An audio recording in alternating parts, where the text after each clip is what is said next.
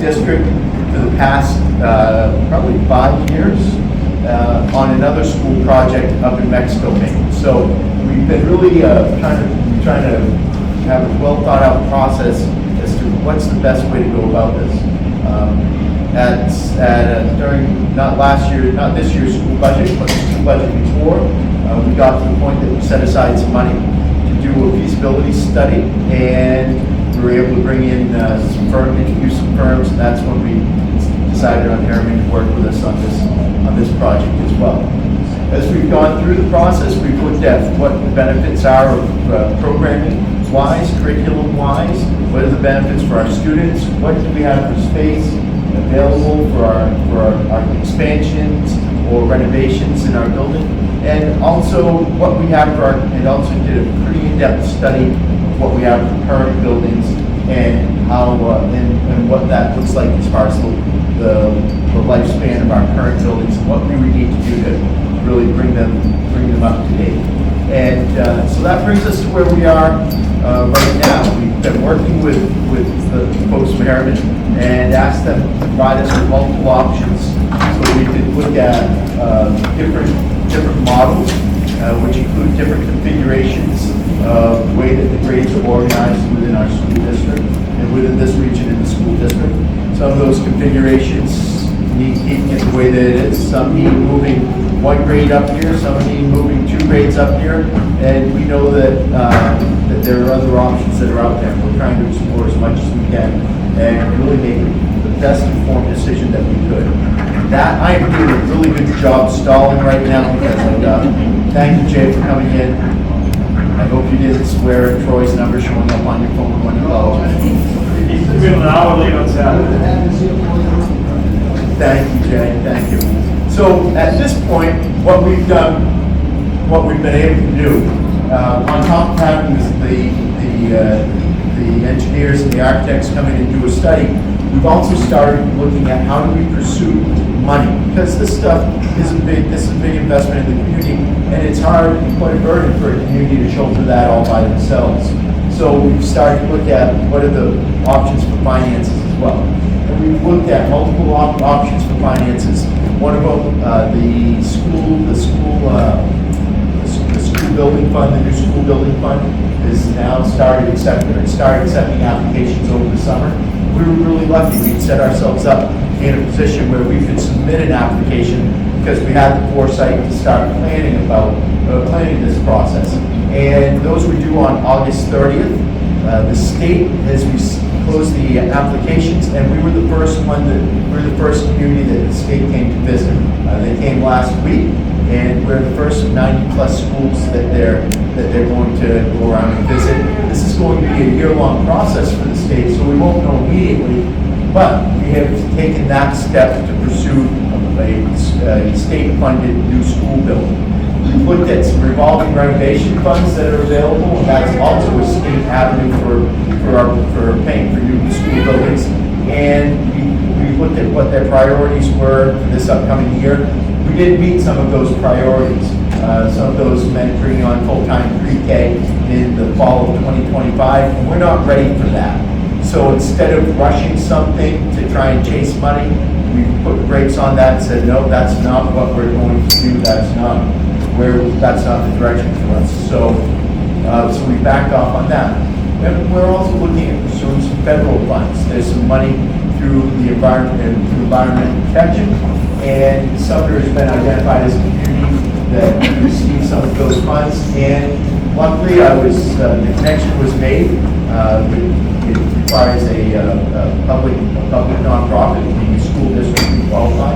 Private nonprofit, and we found 503C in the Increased Robinson Library. I've had initial meetings with them, with Deb Trino from there, and we are starting conversations around what type of partnership could we pull together that we help with their efforts to continue the education, for students about the region, helping them with trying to figure out where they're going to house artifacts. That's a safe place to put those artifacts. And also, the benefit to us is if we were to have enter an agreement with them, is we would be eligible for some funds to look at expanding different places within our community to make sure that we're housing all of our students and expanding some of our programs that we have. So we're starting those conversations with them. That's to pursue some federal grants.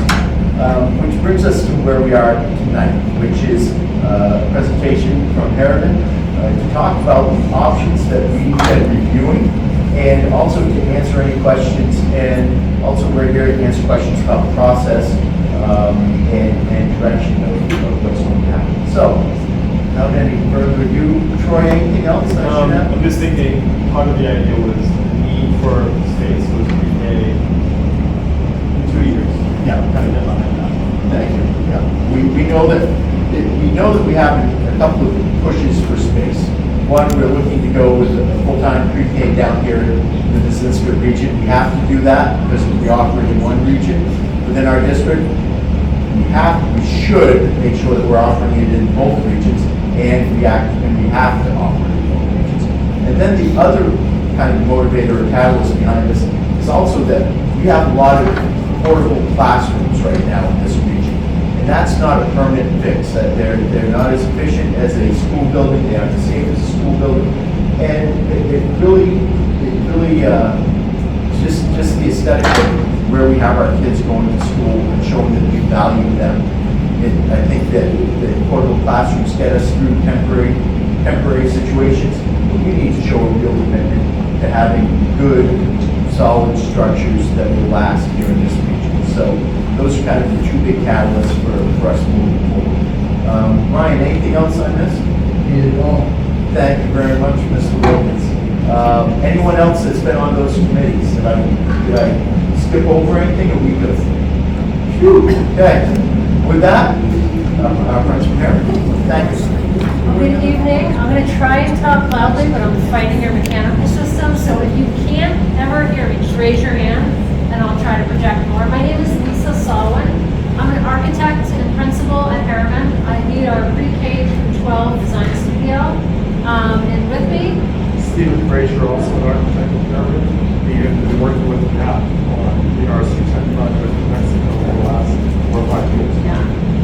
So I will say we've really enjoyed our partnership with the district and really coming up with solutions that work for the community and the schools. Every solution is different and needs to really reflect the ways in which you educate your children and the district itself. So we're going to go over the report that we worked on with the committees. We're going to walk you through the different portions of that report, the conclusions that we arrived at, and the next steps. If there are questions at any time, just raise your hand. Happy to make this more conversational. This is a community forum, so you want it to be a good dialogue. Okay, we've gone through welcome and introductions. We're going to get into the project approach and the overview, and then we're going to go over the goals and priorities that the committee set at the beginning of our study. We're going to talk about facility assessments.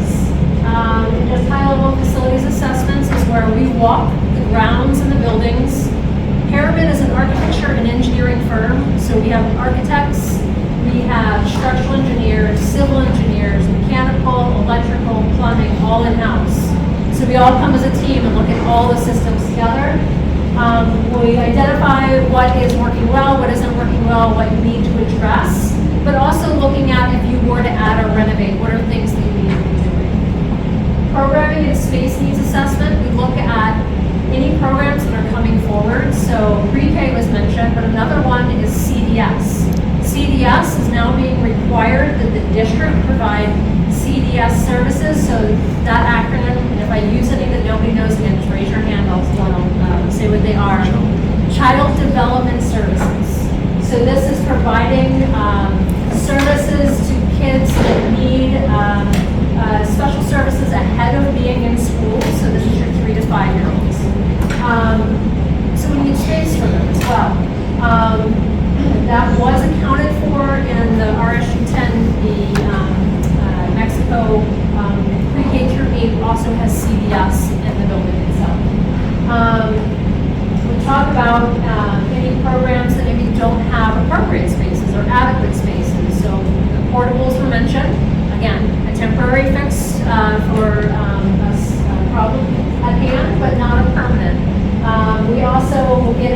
summary of options, the different options we looked at, and then what we arrived at and next steps.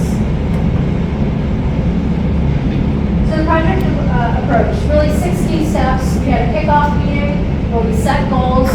We had a form about grade level configuration where we listed pros and cons. We'll talk about that. We collected any existing drawings, reports, we reviewed all of those. We established our schedule and the scope of work. We got into the space needs assessment where we reviewed educational documents, spaces and needs, and enrollment capacity at each school, as well as sort of where we're seeing your enrollment, if you see any bubbles coming up for grades and things like that. Facility assessment at both schools, we assess key building systems for areas of potential expansion and renovation. And then conceptual design. We develop options, recommendations, and community engagement. This is the table of contents of the report. Just to give you kind of an overview, there's the executive summary, there's all the facilities assessments by discipline, the programming and space needs, so we have our goals, we have the summary of enrollment, grade level configuration, pros and cons, and then we have summary of programming needs, and space allocation workbook, which is pretty much an Excel spreadsheet that goes through each of the spaces and their sizes. Existing plans and site plans for both schools. So we're looking at, I apologize, bigger picture. We're looking at Buckfield Junior Senior High School as well as Sumner Elementary School because there's really space needs at both schools. Then we get into the options, and we'll go over what those options are. So these were a bunch of questions that we asked ourselves in the group as we started out. Do you want a 6, 7, 8 middle school? How do you add on to Buckfield Junior Senior High School? There's a desire for a pre-K program at Sumner to match full-time program at Mountain Valley Community Schools. Really equity. We'll need capacity for CDS, as we talked about. Constructing space to accommodate programs currently housed in portables as more of a priority and creating space for programs that don't already exist. So really making that a priority of getting those programs in the building. The art room in the former shop space is not an adequate space for art. You don't have a social worker office, which you need. You want to utilize the space that you already have first and then add on to the buildings. If you need to. And then the elementary school has been built onto twice. So we really looked at the age of those different constructions and how that was built onto. Safety is a priority. Energy efficient systems are also a priority. We want to reflect 21st century future ready learning. And so I'll pause there for a second because I don't want that to come across as a buzzword. Really what we mean by that is education has changed since schools were originally designed. And so a lot of schools are designed and built on what we refer to as a cells and bells method. And what that is you just think about your corridor and think about classrooms on either side. And those are the cells, and when the bell rings, you go to the next one. It's a factory model.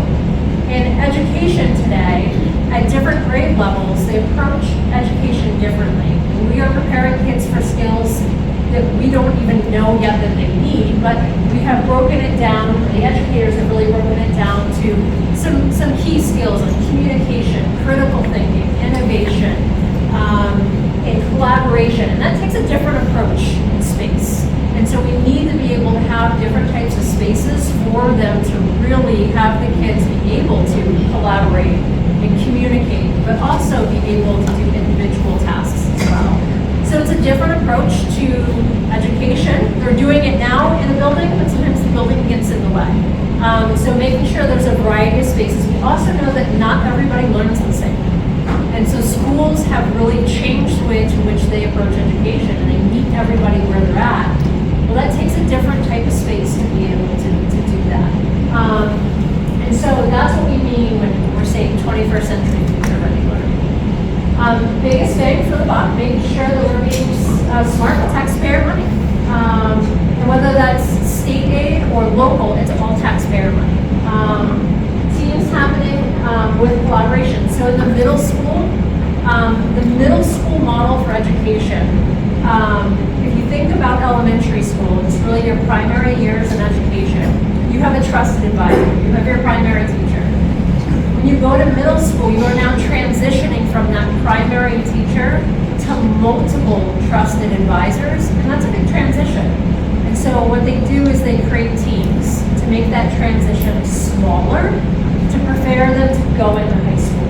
And so that's what we mean by teams happening with collaborations. In the middle school, that collaboration space is really important for fostering that team community and helping to get through that transition. Creativity spaces and equity. So those are really the goals and priorities that the group came up with. I got a question real Yeah. quick, just to touch back on that top one there, the art rooms and former shop space. So was there a shop class in the school at one point? I believe so, yeah. Is there still a shop I class? don't believe there is. So my question, I'm just kind of curious, why wouldn't we have something like that for kids? Because I think the kids working with their hands is good for them. And not everything is about going to college. I need to keep trying to teach these kids trades are good to get into. I mean, it's On a just personal kind of a level, suggestion. I couldn't agree with you more. What we're seeing is not always those programs are existing in schools, but what we're seeing is there's a lot of STEM and STEAM and hands-on maker spaces to where they are bringing kids together to work more with their hands. I don't know if you guys are planning on bringing a shop space back, or if you're going more that maker space, STEAM, STEM approach. So I think it's a bigger question than just space, because also it gets to staffing as well. And throughout the state, what's happening is there's no more shop teachers. So it's a lot of it's migrated over to your vocational schools or your focus centers like over at Oxford Hills. So we still have that available for kids once they get to school age. But it's just finding, if we were to ground that to a shop teacher, and we did it 2,000 years ago in Rockford, when we eliminated the program, we eliminated it not because we didn't want to fund it, or we didn't have the space for it, because we couldn't find certified teachers in it. That's become one of our biggest struggles with the shop. Makerspace, you hear that gets to kind of more technology-based type of shop. So think about your shop without all the wood chips and the grease and all those other things that used to be in a very traditional shop, but 3D printers, a lot of robotics that would happen, and some online engineering stuff, pre-engineering work that would be done. So that's what makerspace would be, which is kind of it's close to it, but we know it's not exactly the same. But that's why we also promote a lot of kids going over to our local schools as well. We know that's a good pathway to make good careers that become taxpayers in this community. So absolutely. And we're also seeing a lot in the middle school level that STEM, STEAM makerspace is kind of the pathway for middle schoolers to get interested in any of those programs as well. Great question. Other questions? All right. Facility assessments. So it's going to be a lot of words. I'm going to try and hit the high level items. If I skip over anything you want to see, let me know. First thing we looked at was the age and evolution of use. So at Buckfield Junior Senior High School, it currently houses grades 7 through 12 with various programs located in the portables. And it was built in 1989, which is 35 years ago. And it has received no major renovations. So pretty much from the time it was built, this is what it looked like when it was built 35 years ago. And it's had some minor things, but no major renovations. Then we go over to Hartford Sumner Elementary School. Hartford Sumner Elementary School currently houses pre-K through 6 with 6th grade housed in the portables. And the original Hartford Sumner School was completed in 1966, but has received 2 major additions over the years. So one was in 1986, which includes classrooms in the gymnasium, and one was in 1996, which includes the current administration, the library, the art room, and classrooms. Most additions over time have resulted in wayfinding, and it's not very intuitive. When we say wayfinding, think about, when you enter a building, is it clear to where you need to go and how you get around the building? And as you start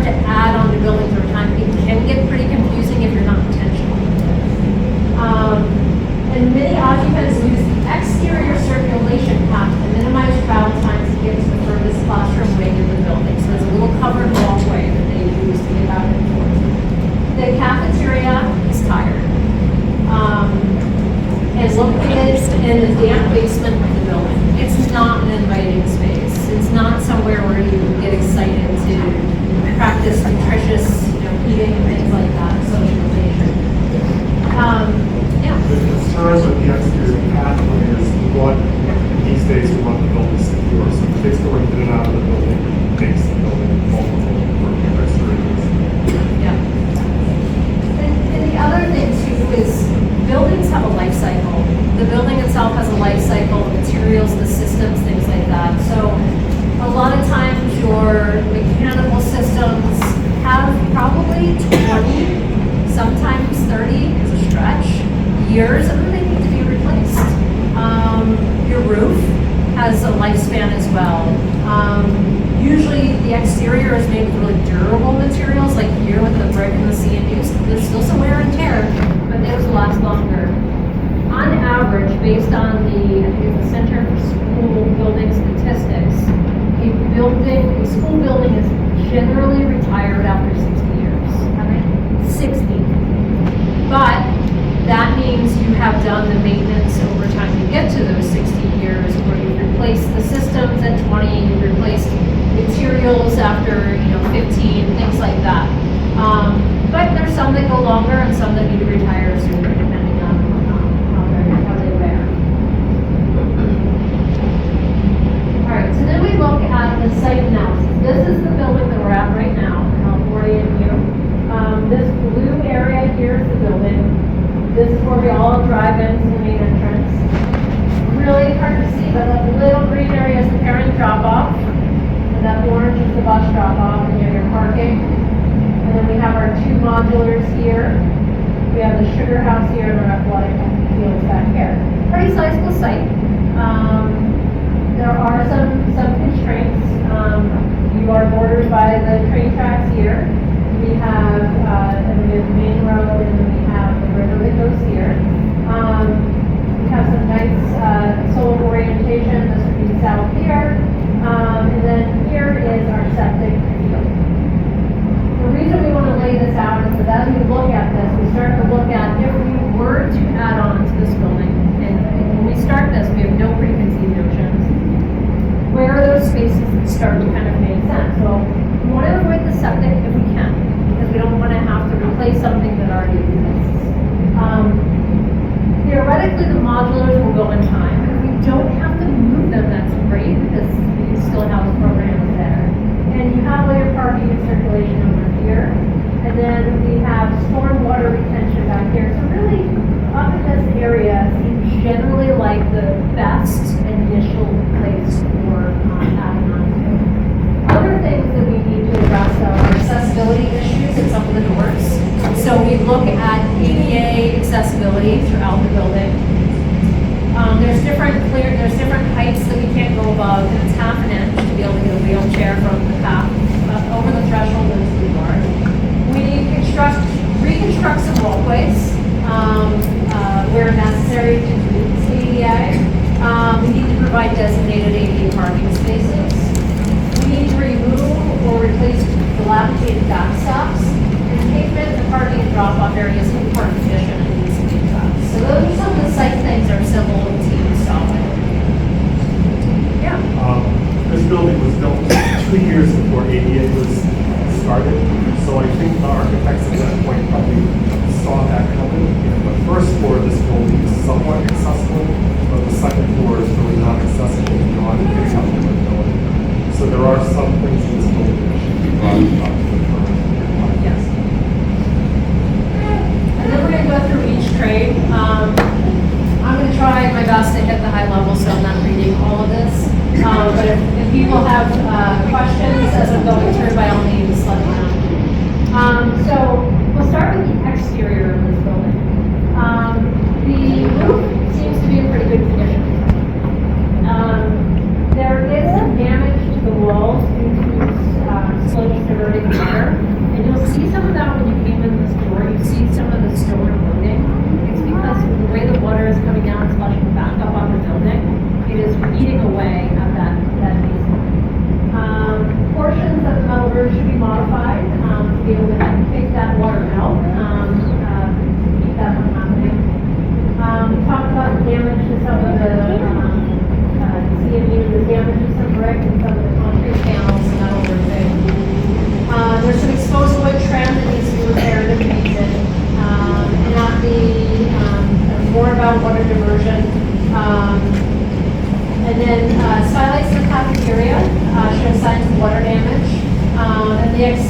steel doors and frames need to be painted, and most windows are in good condition, but some repairs are needed. And then on the interior, there's no sprinkler system in the entire building. Now, that may sound alarming at first. When this building was built, it wasn't required. As we look to add on, it more than likely it will be required in the addition, and more than likely we bring it into the rest of the building. The building is a combination of wood frame, CMU, block wall, lightweight concrete, on metal deck. Most corridors and classrooms have carpet. The quarters have been replaced with new carpet, and the classrooms in various states over the 35 years, so the carpet's showing wear and tear. We're seeing less and less carpet in new schools because it's hard to maintain. And so we're seeing a lot more resilient materials that are easier to clean. The classroom doors are typically solid wood on metal frames and have closers. Your school is set up to where there are firewall barriers, not just smoke walls, which is one of the ways to which you have fire protection built into the structure of the building. Ceilings throughout are typically in good condition. Majority of lighting has been replaced with some low quality LED fixtures. And linoleum flooring in the science labs and some corridors are in poor condition, and some areas that are creating trip hazards. Plastic bubbles of fire extinguishers are almost all missing, so it's a protective area. And then the art classroom is located in the former shop with no natural light and unfinished from the floor. Continuing on, some locations, the quality of the wood doors are not required for fire rating. Some locations of, I guess was to say, inferior quality walls and doors that are not required for fire rating noted. The building was designed before ADA, which we talked about, so there's areas in which we do need to upgrade. The toilet rooms are in general good condition except for the laminated counters, but there are no ADA sinks. The kitchen is very small. This kitchen serves both schools. The flooring is in poor condition. The ceiling tiles need to be replaced. The cafeteria, carpet and tile need to be replaced. And as we can tell, as my voice is straining, the acoustics are really bad in this space. Gymnasium and locker rooms are in good condition, and most interior doors have wire glazing. So if you look at the glass, it looks like there's a crosshatch of wire in the glass. And this should be replaced. It's no longer allowed. It needs to be replaced with tempered or ceramic glazing. The entry vestibule should be hardened. So this is from a safety and security standpoint. We typically harden the vestibule entry. And there's a lot of layers we do throughout the school for more enhanced safety and security. And built-in wood seating at the bottom of the main stairs in poor condition and should be repaired. So those are the architectural findings. And so now we'll get into the engineering. Structurally, have mostly steel beams and joists, and the framing supports concrete slabs placed on the metal deck. So I'm just kind of telling you what the system is. There's damaged CMU blocks from observed on the exterior we talked about. And then there are minor cracks observed in the CMU bearing walls. But this is consistent with what is typically expected of a building of this age, and nothing alarming. The steel framing appeared to be in general good condition, and the exterior brick and air appeared to be in good condition, with relatively minimal cracking. So really the skeleton and the exterior shell is in decent shape. We get into mechanical, and this is where we see stuff start to be beyond its life expectancy. So air handlers have exceeded their life expectancy. They are difficult to access, which means, like anybody, we have things that are difficult to access in our house, they don't get maintained, right? They're hard to get to, the filters don't get changed as frequently. Ground floor quarter lacks ventilation, so not enough air. It changes. Subspaces have been divided since originally built and lack ventilation. This is typical over time. We'll find that a room is needed for a program. The consideration wasn't given to there was supply air in that room. Now only one side is given the supply air and not the other. The life skills is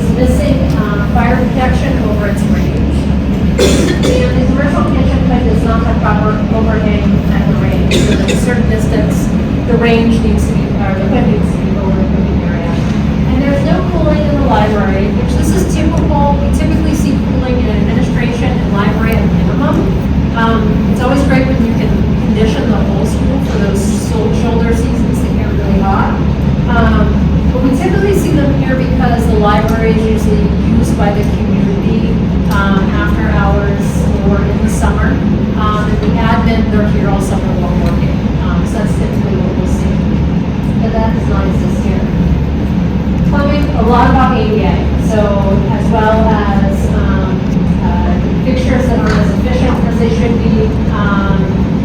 There are only 2 sprinkler heads in the entire building, and there are single height water coolers. That's a drinking fountain. There needs to be dual height for ADA compliance. It seems that the showers aren't getting much use in the locker room. So thinking about a better use for that space, we find in schools that very few students take showers anymore. So we have seen them go towards using that space maybe for something else and maybe giving 1 or 2 showers for those that do want to use it. And then the showers are not ADA compliant. The piping below the locker room lavatories is not insulated, and the traps are not ADA compliant. The leak clearance. The push button behind shower valves are difficult to push. Again, don't meet ADA compliance, and are a high water flow, so they're not efficient. The 2 science rooms on the second floor have a combination emergency shower and eye wash station. The stations are supplied only with cold water and they're not fluid compliant. So that was a high level. The report has a lot more detail on different things that we found at this school. So moving over to Hartford Sumner, again, this is just the facility. This has nothing to do with programming right now. So Hartford Sumner, first thing that jumps out, much smaller site. All of this is the building. And we have about this much, there's a couple portables, several portables out here, about this much land remaining. So where you come off of Route 219, Main Street right here, we have our drop-offs here, which aren't separated. A lot of times in newer designs, we try really hard to separate the bus and the parent drop-off for safety reasons. That way we don't have any student or adult traversing traffic to get from the vehicle to the building. We have the different additions. This orange is the original building. The blue was the first edition, and the green was the 3rd edition. And then you have the portables, back 3 of them back here. You have the play area, your septic, your wetlands all around you in the cemetery. And then there is a right of way right here. So really, you don't have anywhere to go. This is what you have to work with on this site. So pretty tight. Similar issues with ADA. Almost reiterate the same stuff for ADA compliance in the school on this site.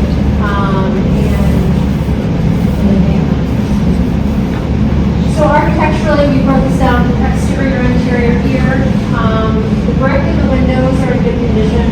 There's a lot of water damage to the exterior trim, as well as some exterior boards. There's water damage to the CMU column bases and concrete steps at the original entrance. The roof appears to be in good condition. There's some concrete foundation cracking. Concrete stairs in the corner are in poor condition and handrails are dangerous. Exterior steel doors and frames are severely rusted at the bottom. At the rear of the building, there's severe deterioration noted in the brick, concrete, and wood siding due to water runoff from the upper roof. Then on the interior, there's no sprinkler, no smoke or fire protection at the corridors. The first one should say there's no sprinkler in 66 and 86 portion of the building, but there is a limited sprinkler system in 96, which is, it's called a life safety system, I believe, which is a very small reservoir of water that you can draw off of, which was allowed in 96, but it's no longer allowed.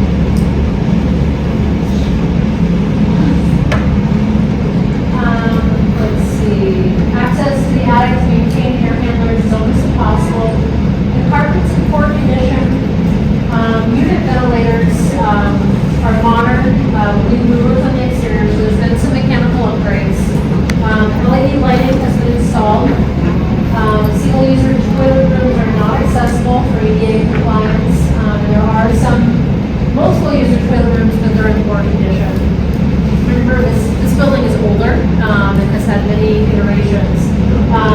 interesting that the 86 edition is completely non-compliant. 96, 88 went into effect in back once, and 91 edition is pretty much compliant. Yeah. Single exit door, the front entrance swings inward, which egress, you want to swing outward. The cafeteria is in the basement, and it smells like an old basement. It's not a very great space to be in. And the ceiling's relatively low for that large of a space, so it makes you feel a little claustrophobic. And then there's a residential cook stove in the corner of the cafe that has no range. Continuing, so I apologize, that was a 1950s building. This is the original building.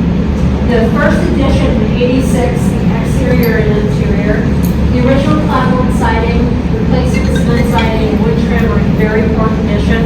I think we've actually had money in the budget to repair that. I think that was part of some of the budget cuts that needs to be addressed. CMU at the base of the gym has a lot of water infiltration, especially in the precast band at the top. Portions have been covered with makeshift metal flashing to tempt the water out. Salt from parking lot is furthering to your road area, or impacts areas close to the parking drive. Steel doors and frames need repair and painting. Entire addition needs new siding and trim. And modular classroom buildings contain 6 additional classrooms. So your 6 straight classrooms are completely outside the building, but come in for gym, function, etc. Interior fire rated, classified doors are adequate. We do have that wire glazing we talked about that should be replaced. The carpet in the library is in poor condition. The locker rooms are used as storage. The shower traps have dried out, and there's sewer smells in that room. Wood gym floors in fair condition. Wall panels are starting to fail. Several are broken and missing. The alcohol panel between the stage and gym is broken and is fixed in the closed position, so it no longer has that flexibility like you have here. The stage is used for a music classroom, which makes using it as a performing arts space very difficult because it's set up as a classroom. Water infiltration and leak from large extents of glass in the gym. The classroom floors, walls, and ceilings are in good condition. The classroom and library sinks are not ADA compliant. Some of the toilet rooms are not ADA compliant. The carpet in the kindergarten room is in poor condition, and one classroom is subdivided into smaller rooms with poor quality doors and makeshift walls. So it looks like there was a renovation that was done to create space. Very typical, we need space quickly for something, and something goes up, and it's not as durable as the rest of the building. And then there's an improper residential door lock design out there. Last but not least, the 96 building exterior. As you see, some of this is in better shape because it's newer. Exterior brick and precast are in good shape. There's some clogged gutters on the sloped roof that are causing some damage to the adjacent steel. The front entrance, roof, slope drains, drains water down the face of the brick, which causes damage. And then the entrance transaction window is vinyl basement window set into open double hung. So we need to replace that with more secure vestibule design from a safety and security standpoint. Interior, replace lobby ceiling tiles, carpets in good condition, lighting's been replaced. Only area of the building there's sprinkler, but only that main hydro pro system that Steve talked about. Some classroom sinks and ADA compliant faucets, floor frames, hardware in good condition, library, art room, good condition. Toilet rooms are ADA compliant in good condition. The layout of reception is poured very tight inside that reception area of the office. And there is no secure entrance vestibule with the transaction window, which is what we typically see in newer buildings these days. Structurally, consists of a combination of wood structural steel framing. This is kind of all of it, not broken out by year. Modern cracking was observed in the concrete foundations. Exterior CMU sills exhibit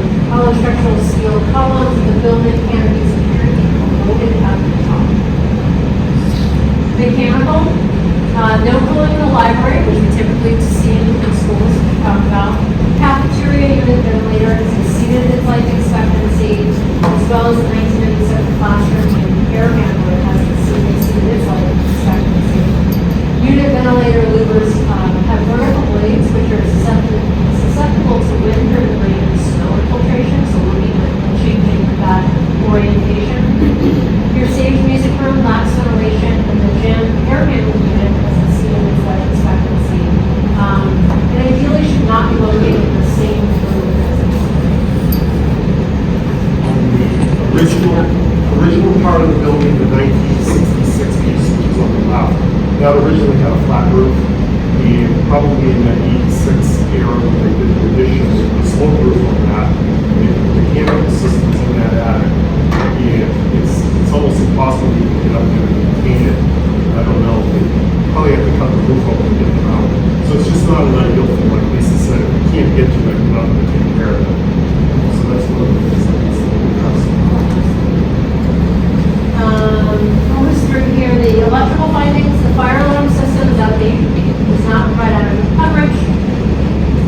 We have ROMAX, so non-metallic sheet cable, identified. It's not allowed in some construction types, and so we would have to have a discussion with the code enforcement agent as to whether they would allow it. Mounting heights of switches and pull stations for ADA, they need to be 48 inches at the center line, and many of them are not that. Most of the lighting has been replaced with LED. The site is limited to single phase power. Service size is limited to 600 amps at 120 over 240, and we need to review past electrical demand and how loaded the existing system is. So we have concerns about the capacity of the electrical of this. What that limits you for is, an elevator there, but it probably runs really slow. But if we look at using heat pumps, for instance, in that building to heat and cool, you're going to be really limited with a single phase power. We typically like to see three-phase power. The PA system was not located when we went there. We couldn't find it. We generally recommend a PA system with the ability to provide two-way communication from each teaching space to the office. And then plumbing, we talked about 96 edition is the only one with the sprinklers. We talked a lot about that. We won't go through all of that. The existing restroom showers, we talked about they're not used. All the toilet seats should be replaced from full seats with covers to open front seats with no covers for public use. There are many ADA non-compliant items and fixtures throughout the building. The wash fountain outside the restrooms across the library is in poor condition and has small flies around it. The well extension tanks are at the end of the life and should be replaced. All drinking stations are single bubblers and need to be two bubblers at different heights. One is for a wheelchair and one is for somebody who can't get down and more standing height. And the electrical water heater, the 96 edition, is 28 years old and have lived its life. Hot water mixing valves are 36 years old and thermostats are not accurate. So that was a lot about the buildings. But you can see that we went into great depth. This is the overview, the high-level overview of everything that we found. So a lot of needs, and this is typical of what we find at schools.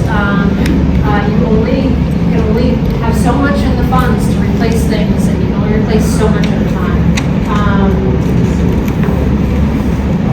One thing I don't shoot on the plumbing list is the water quality that comes out of the well is really poor.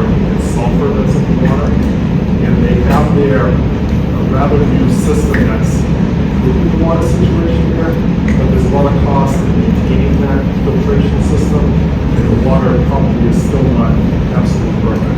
So that's kind of a real tough spot for that site because there's just no good groundwater here in the water quality. It's on the detailed report, but I don't think it's time on overview. We'll definitely have that. Okay, before we move on, any questions about the facilities? We're going to jump into programming and space needs assessment. So grade configuration. One of the first items we undertook was the facilitation of conversation regarding the pros and cons of the sixth grade moving to Buckfield Junior Senior High School or staying at Hartford and Sumner. And the group arrived at more pros for the sixth grade coming here than staying at Hartford and Sumner. And I'll kind of call on folks who are part of that conversation. We can kind of list some of those, but some that came to mind were right now, the sixth grade is really isolated at Hartford and Sumner. They're in the portables. But also from a curriculum standpoint, your middle school curriculum is 6, 7, 8. So what is happening right now is that some of the programs, the teachers are kind of split. The sixth grade should really be typically with 7th, 8th in that curriculum, they typically are together delivering that curriculum. They're more closely tied to that than they are to the pre-K through 5. Another thing is athletics. The 6th graders are coming over here for their athletics already. Others, I'm working off the memory right now, but other ones. Theater arts and past is 6th graders been allowed to come up here. Some other activities as well. Yeah. So a lot of the co-work extracurriculars have 6th graders. How about from a emotional standpoint for children who come in? I'm sorry, I can't hear you. How about from an emotional standpoint for your kids in with activities or things like that? I don't feel like that's the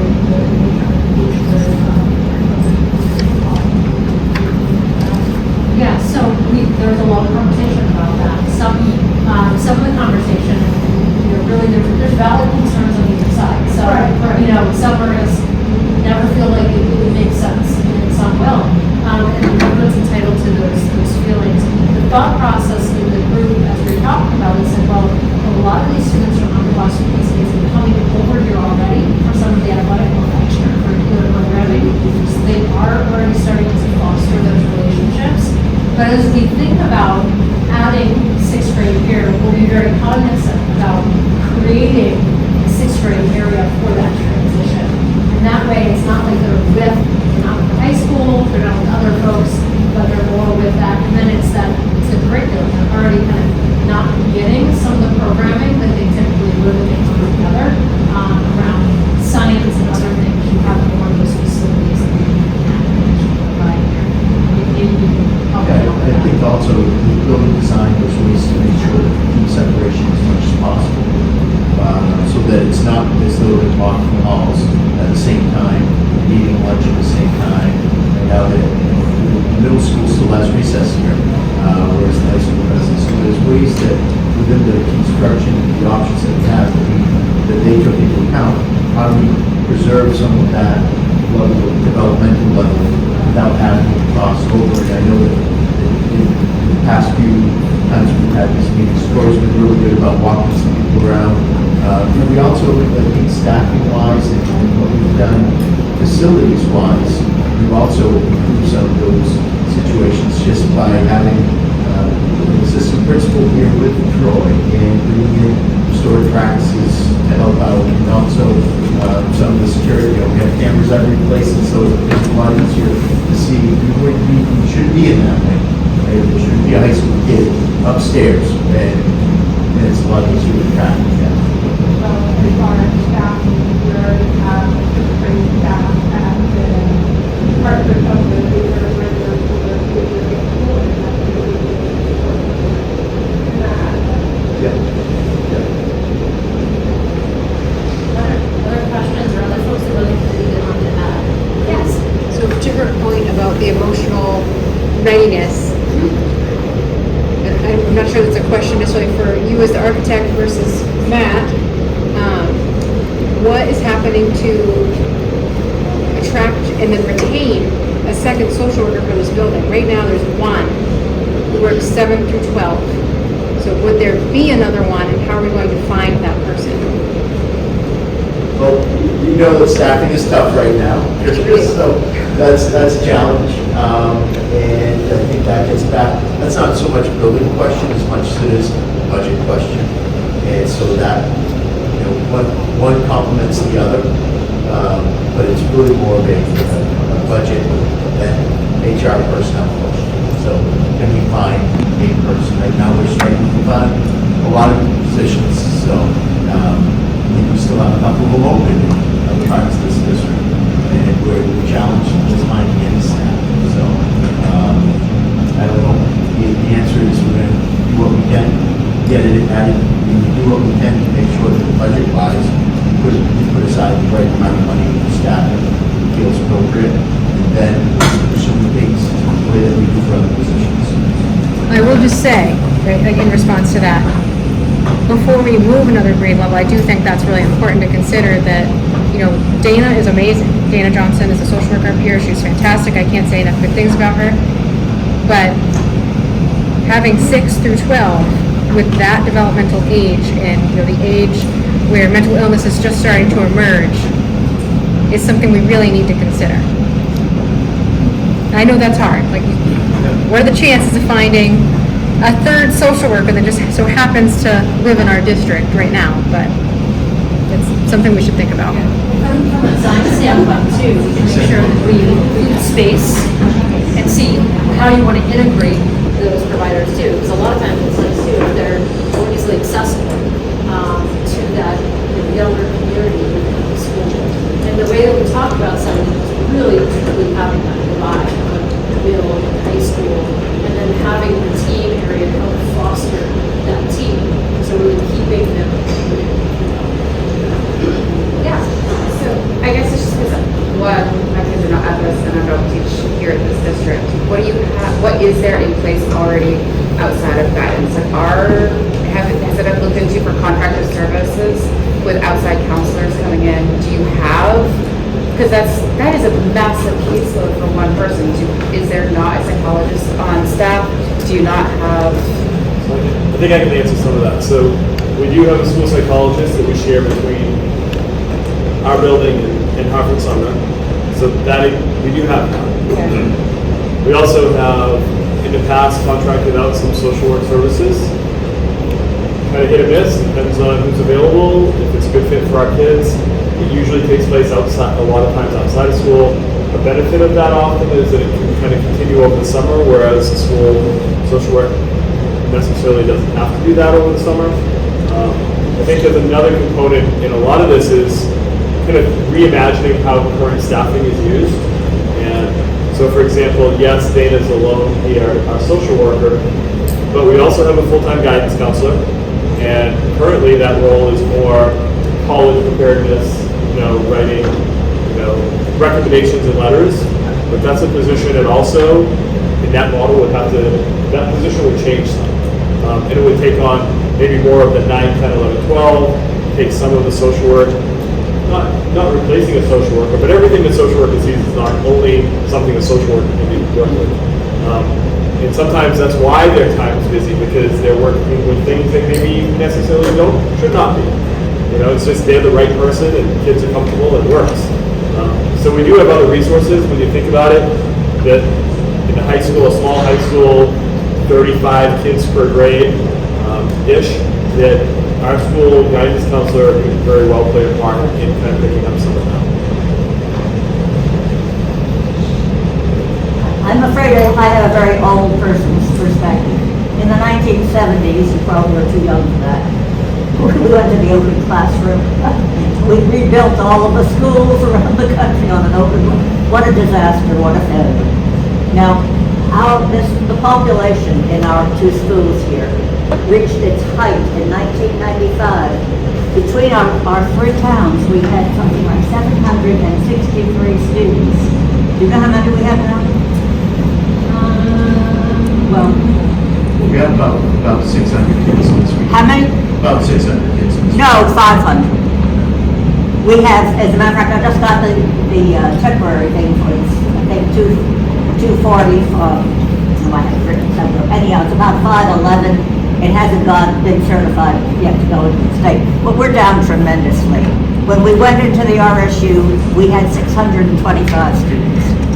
So we're losing our student population, and we keep on, and we haven't maintained our buildings. I would like to hear something more about what we expect to do for education. We're spending all this, the possibility of spending all this money on enlarging the school with a diminishing population. Where are the educational effects? And I will say one other thing. There was a report back in 2014, perhaps you remember, which gave our two schools very poor grades. You do remember that. I was very upset to see that Hartford Sumner got an F. I couldn't believe it. I want to know what the improvement is. One other thing, in 2015, we had HKTA architects do a study. It's only, 9 years ago? And they did not find any serious faults with our two schools. So I'm trying to understand what this is about, and whether this is really going to be where we should be putting our money, rather than into programs and into children. And whether we can't do it pretty much in the buildings, obviously we have to do maintenance work, no question. There's a certain amount that always has to be spent, and we may have let it go. That's something we shouldn't be doing. Thank you. Oh, good points. So that study was 10 years ago, so things have deteriorated since then. A lot of the stuff here is maintenance. A lot of the stuff that's aged is mechanical or wear and tear for water infiltration. A lot of things we need to do is get the kids out of rooms first and foremost, and get them in the building from a just creating community within the school, having them part of the school, and not having to diverse back and forth. That was one of the major priorities, and this is trying to address. And then it's trying to figure out, well, when we take the 6th grade out of the portables in Hartford and Sumner, does it make sense to add them on there or add them on there? And so that's really what we're trying to address. And as we're looking to address that, we're trying to say, well, what are the other needs and how can we creatively address those? So that's what it's trying to do. The other thing that's changed is we have to universal pre-K, so that's going to bump the numbers. CDS is going to bump the numbers because those are new programs. But the other thing is special education has changed, and the numbers have gone up, and that takes more space. And so even schools that we're seeing that maybe had higher populations in them, today can't address those needs because the programs that we need and the increase in social services, social work, psychologists, all the stuff we're talking about, we need more space for those things. We're not talking drastic. We're talking about bringing portables in and providing adequate spaces for some of those missing programs. Other questions? Okay, we'll jump into the programming because that's where we're going to start to talk about some of the educational aspects of this. So we interviewed leadership and staff to determine educational space use and needs at both schools. The staff identified areas that are working well, so we want to make sure we don't do anything to the spaces that are working well, and areas that are not adequate or missing. And the team developed a list of all those spaces and inventoried them compared to the state standards. And the team reviewed the existing plans and floor plans. We determined site and building constraints, looking at additions and or renovations. And the programming and space needs analysis directly informed the program for the various options explored. So at Buckfield Junior Senior High School, summary of space needs now. This is the stuff that is needed now, not even considering moving 6th grade or anything else. Fitness center is needed. Music in the building with storage. Correct me if I'm wrong, but music is out in the portable right now. Need an appropriate art room. That space can come up with creative uses of that existing space and maybe even a maker space in a fitness center. Staff lounge. The staff lounge was displaced by ELL programming, so there isn't a place for staff right now. Not enough opportunity for family consumer science in middle school. So bringing that program to school. I was here at one time. Additional world language classroom is needed for programming. The maker space, which we talked about. Team space for the middle school. So what we talked about, that communication collaboration area to really work as a unit and reinforce that community. We need an occupational therapy and physical therapy space for students that have those needs. We need additional resource rooms. So this is a special education or service room for additional help for different students. We need storage. Special services some of them are located in the portables in the building. We need spaces for the EdTechs, and we need space for the gifted and talented program. So those are the spaces, even before we talk about whether we bring 6th grade over or we bring anything else, this is the stuff that is needed to be added. Anything I messed up, No, I mean, it could be English language learners, which right now we don't need that. Yeah. That's another. The big change is the way that schools run now is very different from 15 years ago. And having, before you never had English language learners, and we didn't have pull-out classrooms for them. And now all of a sudden, special education numbers as they go up, the space required to house and support those kids is large. It's much bigger than what it was in the past. We have to have a speech and language classroom of space. Right now it's in a file room. So not a great place for that to be happening, but it's happening. How many children do you have? How In many speech English and- language learners do you have? Right now, none. But there's nothing that says tomorrow they couldn't come in, and if they did, we would struggle to program for them, and we are mandated, as we should be, to program for them. But on top of that, it's those types of classrooms. ELOs, extended learning opportunities.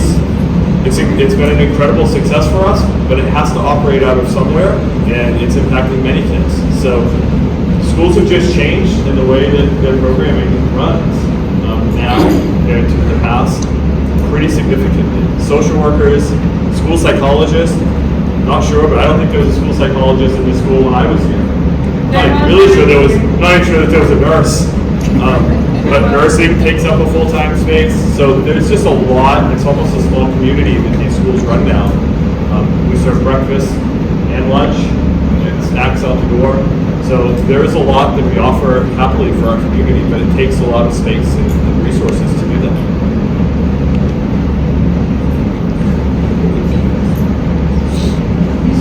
The documentation of all the conversations we had around the different things that were working well, not working well.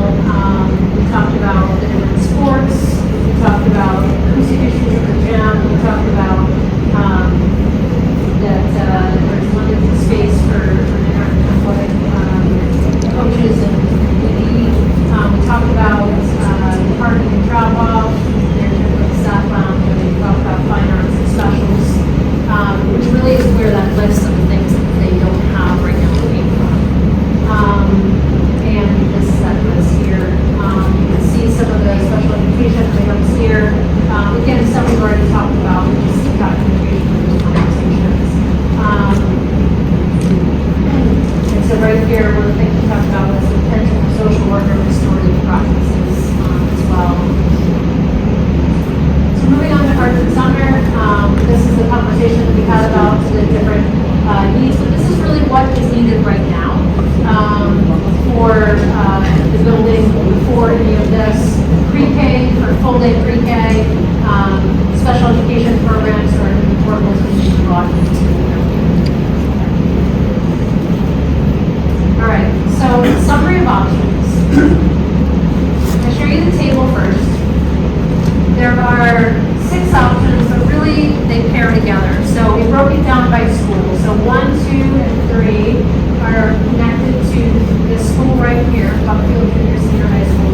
4, 5, and 6 are connected to Hartford Sumner.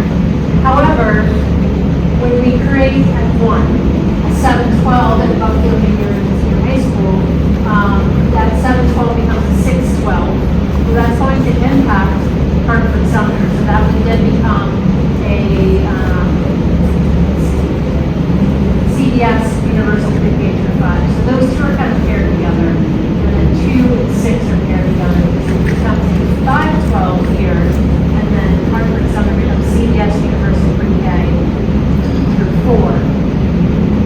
Option 3, and again, we looked at everything. So we're trying to kick the tires to see what kind of shook out. We even looked at kind of a crazy idea of CDS pre-K through 12. What if you made one community school? You break it into different wings to really divide that. Then you have all your providers there. There's no travel time. There's more education time. So that was something else we looked at. We looked at Hartford Sumner becoming CDS Universal pre-K through 6. And so we looked at all these different options. And I'll get into this detail in a minute, but I want to walk you through what these are. So option 1 is at this school, we move the 6th grade here, and we make this a 6 through 12 school. And it adds missing spaces and renovates various spaces as well. In addition to modifications in various building systems, this option impacts the following programs.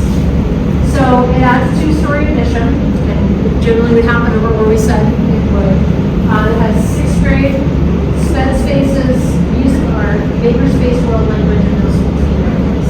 And then we would renovate fitness room, which was the art room, the cafeteria, kitchen, family, and school Sundays. So it's an addition and a limited rental location.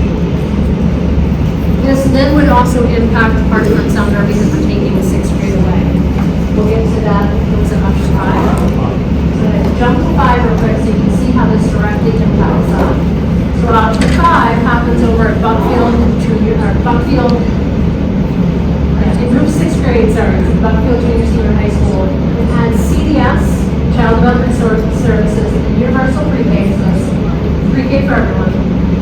This option pairs with option 1 and up here as modifications required for the 6th grade group. In addition to the modification of the various building systems, we're talking about mechanical, fire sprinkler, blah, blah, blah. This adds an addition. Remember, we're getting rid of portables. So we're getting rid of those portables, we're adding permanent space. It adds an addition for pre-K, CDS, OTPT. It illustrates a location for potential future cafeteria addition to get it out of the basement. So if you want to do that in the future, we just want to be smart about planning where that could go if you went this route. It would renovate special education spaces in the cafeteria. That's what would happen at Hartford Sumner if we lose 6th grade here.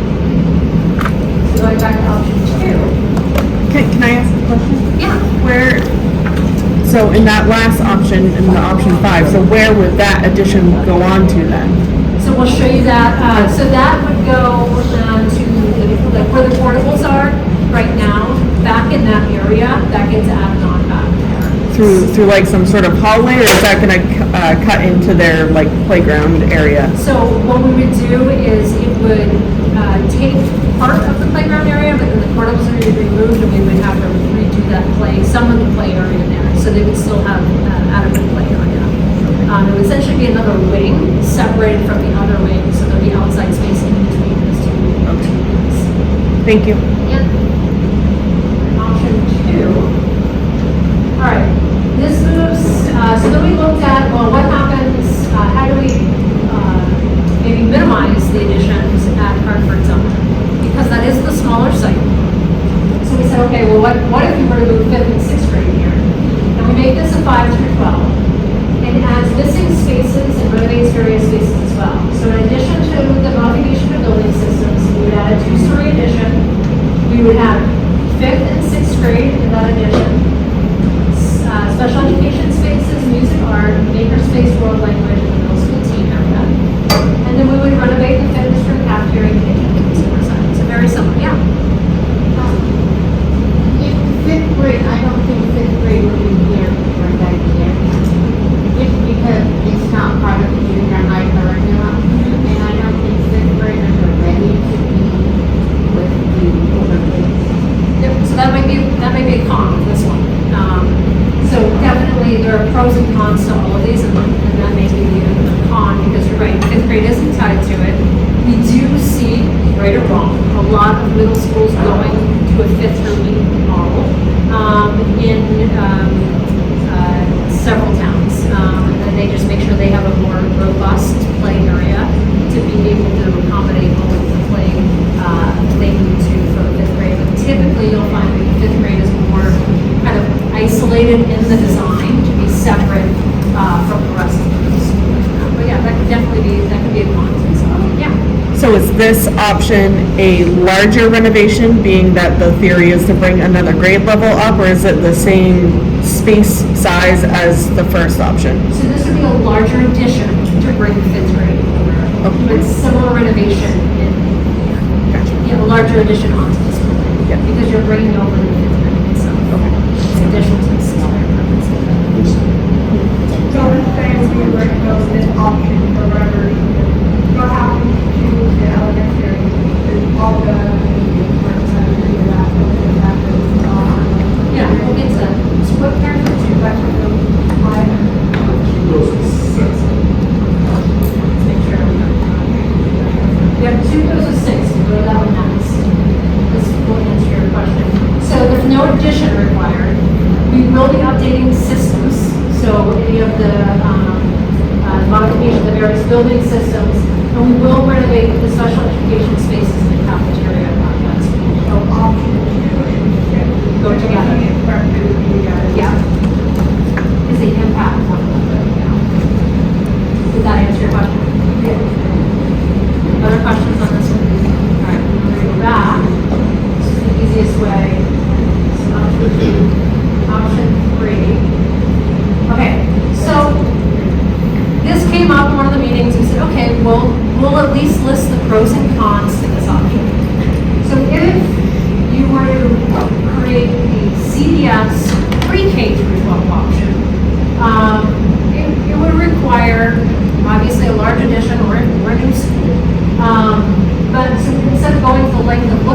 so I'll just start listing the pros and cons to really understand that.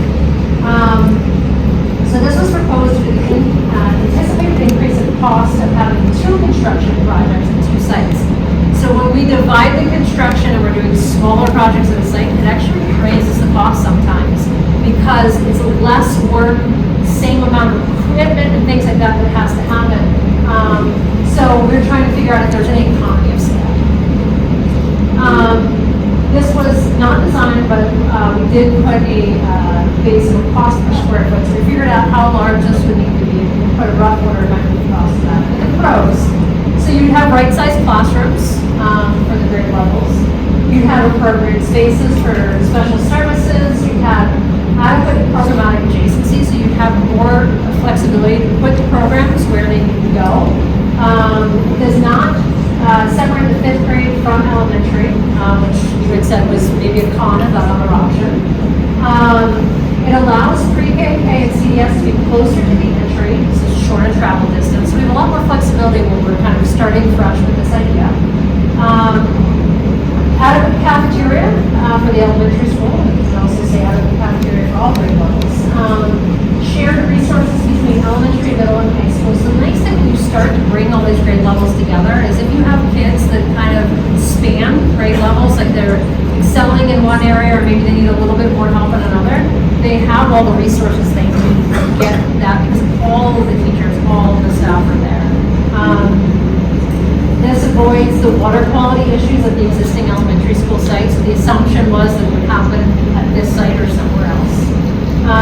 Abandoned existing site constraints at the elementary school, which right now there's a lot of them with food service deliveries, athletics, parent drop-off. You have a single point bus drop-off. You have greater collaboration across the grade levels. So when we see some more grade levels coming together, like right now in Mexico, you have the pre-K through 8. That was intentionally set up as elementary and middle school, but when that happens, we see a lot of mentorship between littles and kids. You eliminate the portables, and there's an economy of scale. Cons, it's going to be the most expensive option because it's the most construction. Most student disruption, potentially. So depending on what happens, if we're adding on to the site or how we go about it, it has potential of having a lot of student disruption. Increased traffic on a single site and potential potentially longer travel distance for some students. So pros and cons, I think we've gone through all of them. Maybe 4? No, not 4, I apologize. So 4, this keeps 6th grade at the Hartford Sumner Elementary School. It adds universal pre-K and CDS. You know, this addition is getting larger over there. It adds an addition to kindergarten, it adds an addition which says kindergarten, pre-K, CDS, and it illustrates a location for future cafeteria. It renovates 2nd, 4th, 6th special education cafeteria because we've had to kind of move things around internally to make all this work and try to keep that renovation fit on there. It gets really tight. That site is really tight. So those are the options that we explored. So I know it sounds like 6 options, but really it's 1, 2, 3, 4 options because those others impact. Yes. If you did that last one, you basically put it all in one. Pre-K through 12. How would you keep the little kids in their space, you Yep. know, playground, education, whatnot, separate from the bigger? Yeah, it's a great question. There's a model that did this. A similar community which was faced with, we have all these aging buildings, what do we do?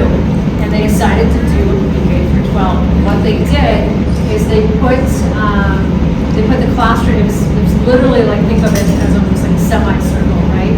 This half over here was the elementary school, and in the middle, there are kind of kitchens backed up to one another, and their cafeterias, they were separate, but they kind of had all those things that made sense that would be in the middle together. 2 separate gyms put together to make the community once it was an after hours. So anything that would be serviced or used by the community was centrally located. And then the school wing kind of flared out from there with elementary and high school. So there was a real division. And the only time the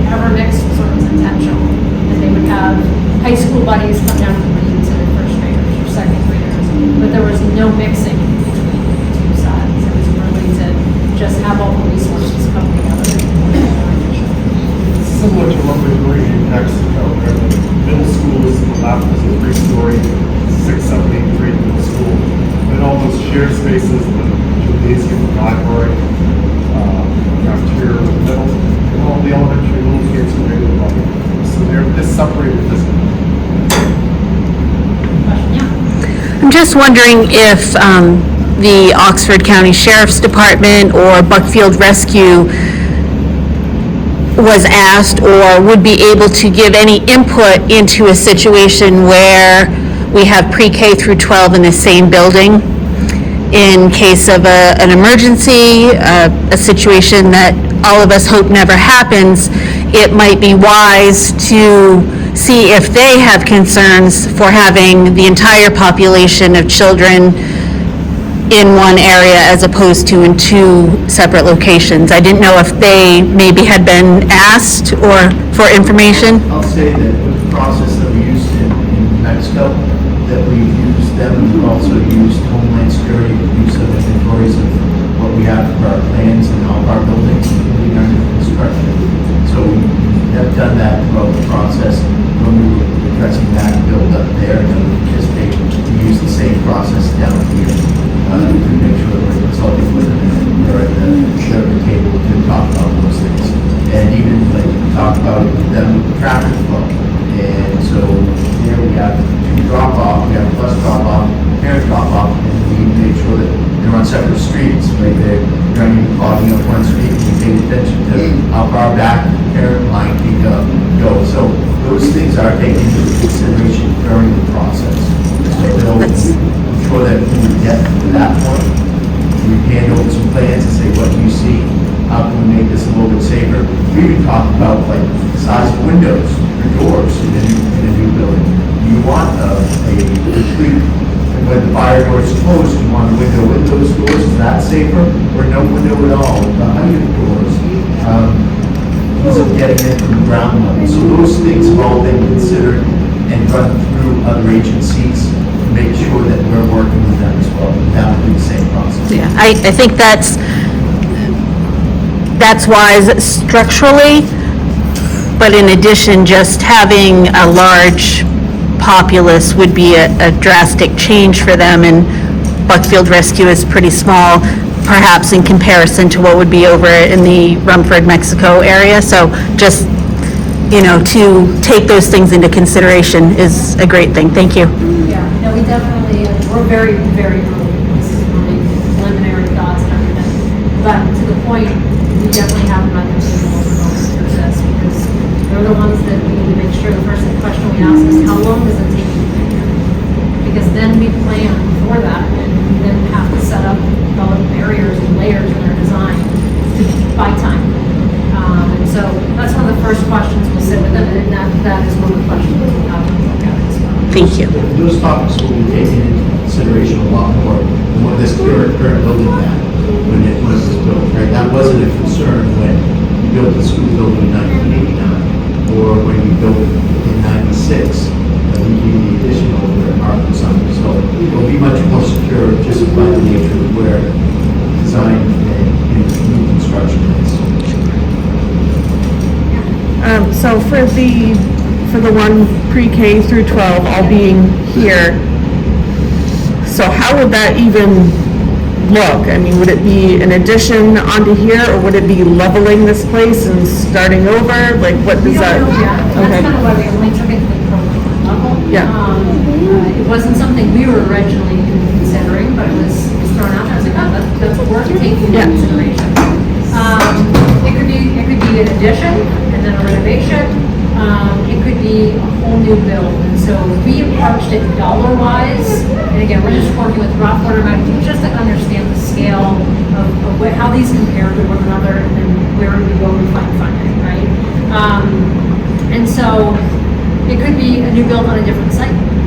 It may not even be on the site where it will be, but that's another consideration as well. So that one kind of has the most balls up in the air as far as, Absolutely, absolutely. and what about time-wise? Like, that one would obviously take way longer than the other options, correct? It depends. New construction unoccupied can go faster than occupied renovation expansion sometimes.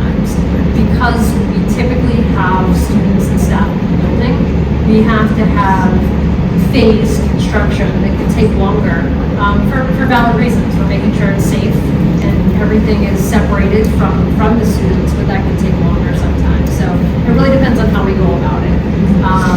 But with the funding, if you guys were on the state list, even, we come up with our deal, right, of where we want to head. All of that then has to be revisited with the state if we have state funding. So even though Mexico, Rumford said, oh, we know we want a pre-K curriculum, we went through a long process of validating that with the state that was the most efficient use of their buildings, because that is in statute. You have to prove it's an efficient use of your facilities. And when you say you went through a long process, like, can you put a time stamp on it, like, a year versus 3 years, just in that conversation? I would say a year average plus or minus. It's a new versus renovation analysis we have to do with them. And then we arrive at different options, and we arrive at what's the best configuration for that. So there's a site selection process. Even if it ends up on the site, we still have to do a site selection because we have to verify that this is the best site for whatever is happening. And just to build off the timeline, so if you're wondering where does this compare where we are right now to that process up in Mexico, we were doing this in 2016, and it's 2024, so we're talking, that's long.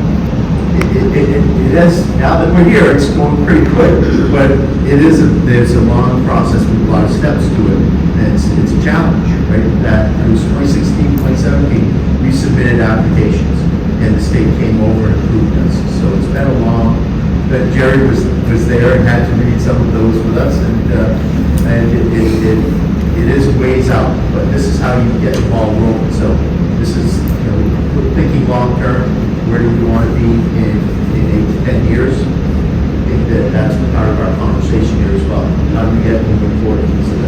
But I guess that's part of my concern as a parent, if I'm looking at, my kids and wanting the best for this community, but it's gonna take,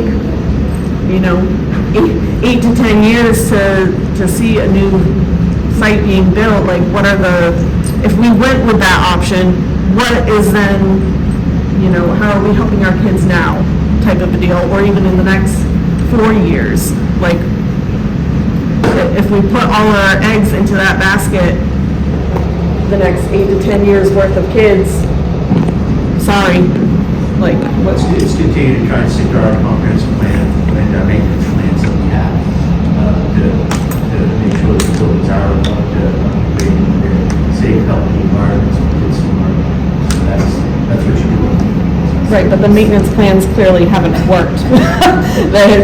It's been said that things are not accessible or, whatnot. So I'm just wondering if we had, decided to go with kind of the eggs kind of all in one basket, is there a way to put some eggs into another basket? I would say that they work, because at least when we started to talk about schools have a 60-year lifespan, and this was something built in the 60s. That's what we should be, is looking at new buildings and what's happening with our buildings. So it's work, it's just that's the lifespan of that type of building. I don't. Different systems have other lifespan or at that point when it Which I totally understand, and I totally agree. I personally love the idea of a brand new building for our kids, but in the interim, like. Well, I think too, part of it is, like, these are all the options, and the minute we'll get to the kind of conclusion of this process, we'll address some of that, but the next step, I'll show you the option that the group arrived at, and sort of, hey, this seems like the best fit, here's why. But we will know within a year where you guys are on the funding list. And if you're not, let's say, in the top 10, it's gonna be a long time until you get state funding. So then the narrative has to be, we have to pivot, and we have to say, okay, what of this can we accomplish to be able to address some of these things we're talking about? Because state funding is not in our foreseeable immediate future, which is 7 or 10 years. And so that's a different conversation. So that's why there's different levels being looked at. Ideally, if you got state funding, yeah, let's build a new school. We give these kids the best that we can.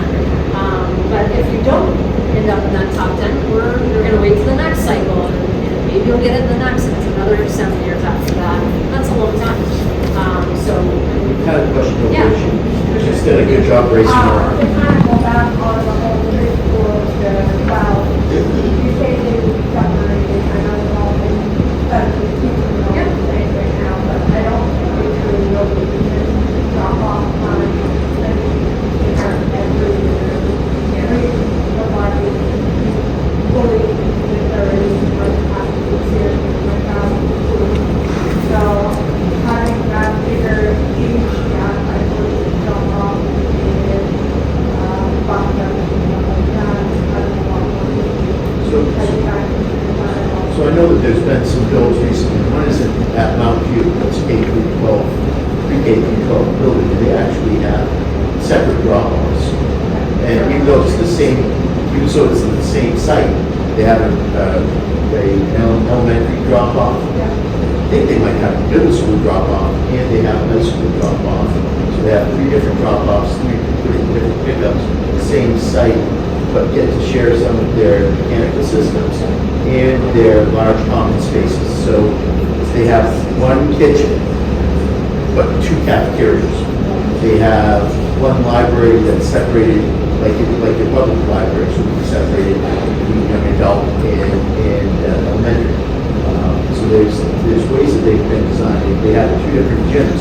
The building that's going up in Mexico right now is having 2 gyms, 2 accommodate. I feel good, good time, and great, but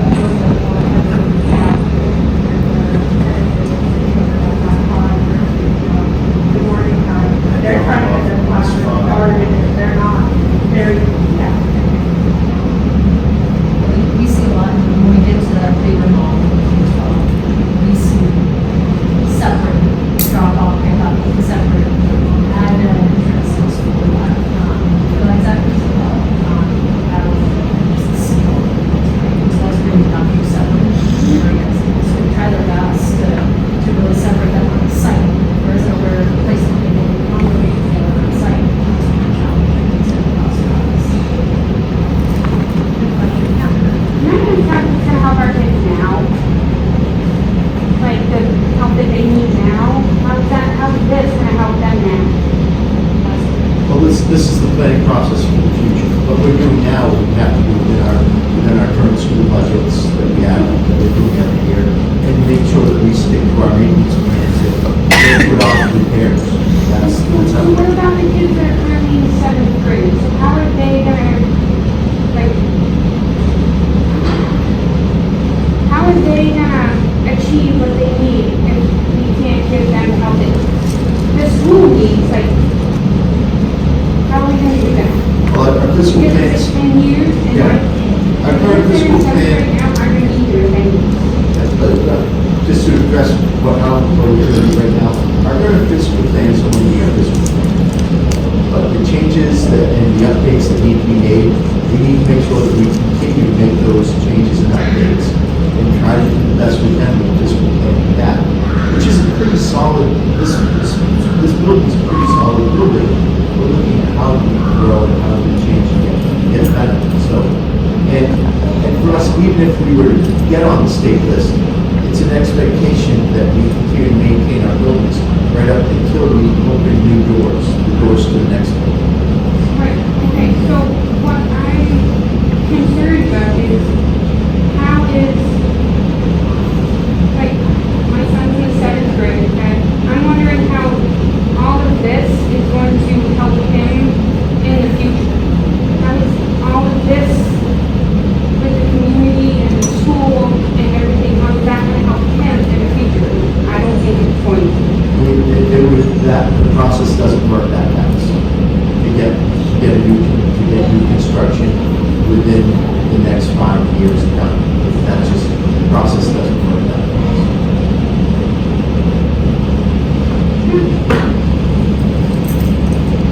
But if we do nothing, we're in a worse place than where we are now. We can't just leave it. So if someone had done this process 10 years ago, your son would be benefiting. So we can't just ignore it because our kids might not benefit. That's what I'm saying. How is it gonna benefit the 7th graders, 8th graders now? It's not. And I can't answer that I can't answer why we can't go back, right? We just look at, this is what we can do now to try and prep for better, more opportunities for the future, towards the future. And knowing that, and I don't want to sit here and try to pretend like it's a quick process. It's not a quick process. It's not something that's overnight. It takes a lot of time to get from where we are right now to the point that we can open anything in schools. But it does take this step in the process. Mine's more anecdotal. So I do a lot of stuff with the DOE, and schools that are K-12 do really well, community-based wise. I know we keep rumbling around that one, but this, and we do it in our community. We do it with sports, and I know a bunch of us in here do that, where we encourage high school, middle school kids to work with the little ones.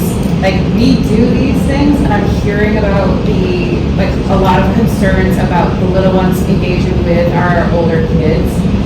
The problem is when we're intentional about it and we're purposely doing those things, it builds a better community for our kids and we see way better results. I'm also hearing a lot of concerns about like the structure we're building, and I'm gonna be really blunt, like it may not even impact my kid who's in 5th grade by the time this is done, but we're a community where we're supposed to be supporting the people within our community regardless of whether it's our kids or not. And that's a really hard one to like swallow, but like it's about all of the kids, which is why it's sad this majority of the people in here, you're here because you probably here to work in the district, but it's not really about our kids, it's about the future of our community. My personal concern with work, like listening, because I was on a lot of this, is there's some new special ed stuff coming down, like the 80-80 rule. I was wondering, is that going to need more space? Is it going to look at a reduction space? No, it's not really something for this forum, but I'm worried that all the work that was put into this, they were saying like there were hundreds of hours put in by the team, and that was way beyond like the little group that met. There's more stuff that's always going to be demanded from the federal and state level. There's always going to be other stuff. I'm concerned with the amount of kids we continually lose every year to other districts because we don't have the programs in space. And I know we keep talking about like the programming, stuff they do here is amazing. They're doing great things. We can be better, we should be doing better. So I'll get a little testy about the questions being asked because we should support what's actually happening. And really good things are happening, but we need to be better.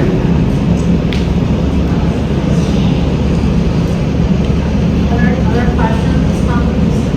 I'm gonna jump forward here. So essentially, option 1 and 5 are kind of the option that were arrived at as a recommendation at this time.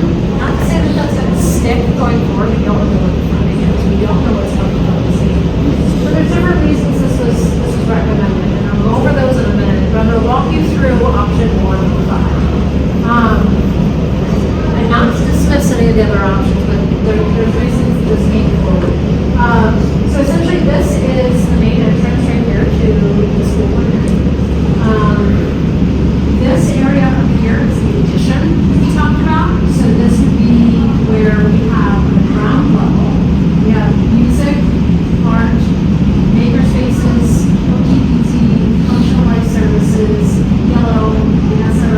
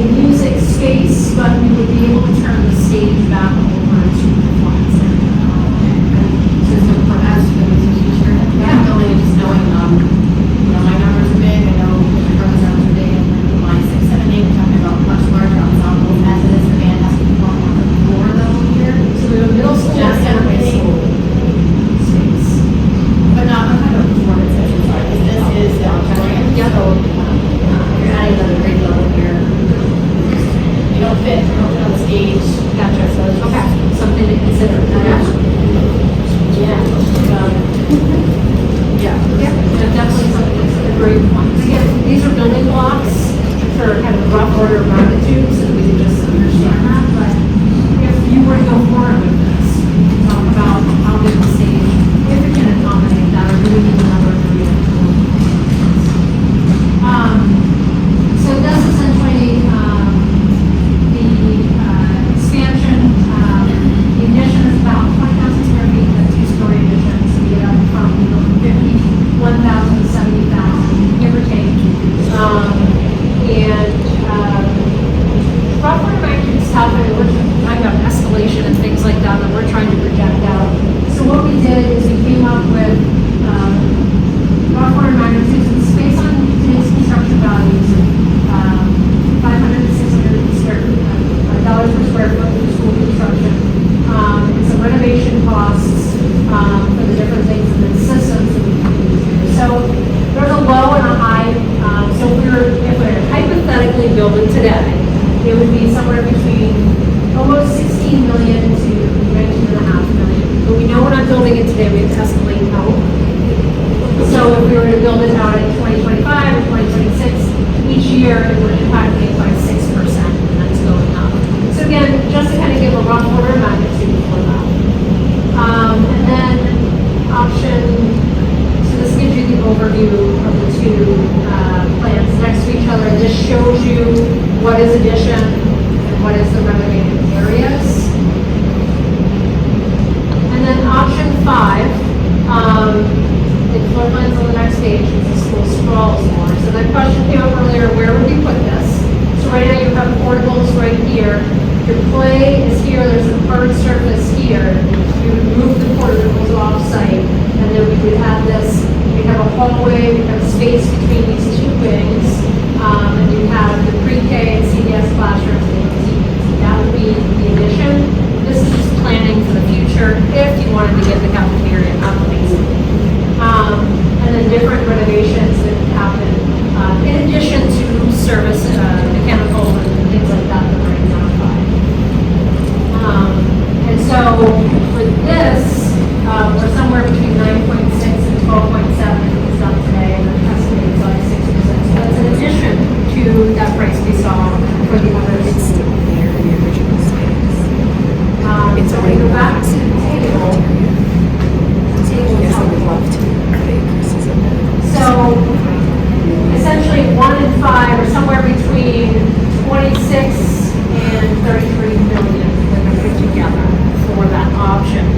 If we look at the 5 through 12, so 2 and 6, that one's 25 and 32.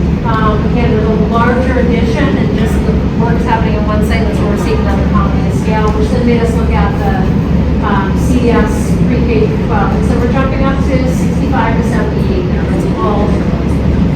And then the Hartford Center has a CDS universal pre-K, 6th grade. We're somewhere between 11 and 15. So the conclusion of the group in the study was the 6th grade moving to this building aligns best education. Options 1 and 5 together are the most cost-effective options that move the 6th grade to be with the middle school, provide missing program space. So that's why that came forward. It seems like there's appetite for maybe even the pre-K through 12 if you have the funding to do that in this area. But the next steps were really, okay, we need to do due diligence and the district needs to apply for state funding. The cycle only happens every 7 years. So if we hadn't applied for that, we would have missed the opportunity. So we took this information and added the supplemental information for the applications the district are applying for. So they applied for this school in Hartford Sumner, as we talked about before. And we'll know essentially within about a year where you fall on that funding list. So, Sorry, I forgot to correct this. There's different construction schedules depending on what happens. So, first of all, thank you. That's so much information. information, and a lot of people are, and I know this is the first meeting for a lot of people, it's kind of some shock of, well, why would you do that, why would you do this? And hopefully they did a good job explaining, and if you have questions, make sure that you're asking. There's been a lot of people in this room that worked on trying to figure that out, how that would go. And it's important that you ask questions, and I think that's how you move things forward, is asking questions, and if you don't have the answers, let's dig into some of the answers. And some of the answers, like your answer, you might not like it, but it's better that we're honest with our answers than try and hide something. We're not at the starting line, but we're still close to the starting line. And we're there knowing that we need to get it going, because it could reach out quite a ways in the future. And if we don't start now, we waste this 7 years, then we're starting again 7 years from now, 7 to 10 years from now. Now we're out 14 years, 15 years, 20 years, to look at what do we need to do to make sure that we get good solid buildings here that allow our kids really an opportunity to be in modern facilities, and that our facilities are allowing our kids every advantage that any other kid around here gets in their school building. And that's really important to us as a district. And it is trying to look ahead, right? This is forward facing. We're trying to project out where it's going to be and what we're going to need. And it's not that your facilities are terrible. You have some good facilities. You have teachers making do and making the best out of their situation. It's that, well, the world changes, right? What was once needed in every school, a big shop wing, is tough to fill now. And back when that was needed, we didn't have social workers and counselors and nurses and special ed testers, and makerspace wasn't a thing. Think of the newest building that we have, which we're standing here. The internet wasn't around when this was built in 1989. We didn't have to build it and wire it so that we had chargers every 5 feet to plug stuff in. We didn't build it so that it was easy to run Wi-Fi every place, right? Part of our need for change is the evolution of the world, right? We have to be able to keep up. And just today, just this presentation should show you we need something. It worked, we make it work, but we could do a little bit better. We don't have an air handler that's blowing really loud all day. If we didn't have to call somebody up from his house to come down and set up a TV, if we had the technology all that was wired for those things, because those are the advantages of new schools. Those are really some of the advantages of new schools. And making sure that our kids are living, growing up, being educated in those advantages. Because I think we have a responsibility to make sure that we don't create a gap between what they get to have and what the kid 5 miles from here gets to have. That's really important. Questions? Kristen, I'm glad you raised your hand. Okay, so I was looking at my notes from that meeting we had in the other room a month or 2 ago, and I thought we had determined that moving the 5th and 6th grade up here was the most financially feasible, being around 25 to 32 million. But then the 6th grade, just coming up here, was 26 to 33 million. Is that, because what you just had said is that we We're had about settled $1 million. on this. So, yeah, you're right. These were about, when we started to combine these together, there's $1 million difference between them. So technically, yes, the 5th and 6th moving up is the most, right now, financially feasible. But we're talking about $1 million difference. That could really swing either way at this point. But it would be more, you're right, that is a mistype. It should say this 2 and 6 are the most. Okay, and a follow-up question is, did it get determined by the committee, and I wasn't present at it, that the consensus was to move the 6th grade up here, not 5th and 6th? Or did I just hear you wrong a few minutes ago? No, well, it was just options that were presented and recommendations based on what financially was best for starting. Yeah. And really, if you wonder what's that process, so yeah, their job is to present recommendations. The committee's job is to kind of work with them. And now we have the school application in, which really is to see where we fall on the list. And if we fall on that list, then we have to go to the school board and work with the school board and work with the towns to sell or to determine what's the best option, and work with the state also, and make sure that we sell this to the communities to move forward. There was like a line. I jump over somebody. So, is there a timeline that, okay, so is there a timeline, so like, we're not gonna know what the state's choice is until the end of the year? We won't know where we are on the list from the state until about a year. There's other money that we can start to pursue. And So if we went with the non-grand scheme new building, then we could potentially start sooner? Is that what I'm we can start the process of trying to figure out which one we want to pursue, and then try to find some grants or some, if we look at, I'm gonna get the wrong term, look at you, if we want to take out, not revolving renovation, if we want to go to bond, then we could do that as a district too, without me bringing on some debt as a district. So I guess, okay, so let me rephrase my question. So is there a deadline that a decision needs to be made by? It's more like, hey, are we gonna pursue the thing that you said with Sumner, being able to qualify? Are there monies in the meantime, since we know that our boiler systems could fail at any moment? Are there monies that we wanna do those, but not do the massive renovation, because like, the grants are due now? Right now, the earliest grant that we would have to do is due sometime in November, but we would have to have that approved by the board to be able to submit that type of grant. And then we would have to look at what those options would be, and also what could be covered by some type of grant. And those are still long, like, chasing that type of money in grants is still a long shot. So I don't want to make it sound like it's easy. This is not a layup by any means, but part of the process of trying to find ways to find these things. I think one of the timelines is preschool. Yeah. And that doesn't mean we're gonna have a building by then. But the timeline is preschool, and who knows coming. All day pre-K or universal pre-K, CDS. So I think there are some timelines. I don't think they solve the money concern, but there is a little bit of push where we know we're gonna need extra space.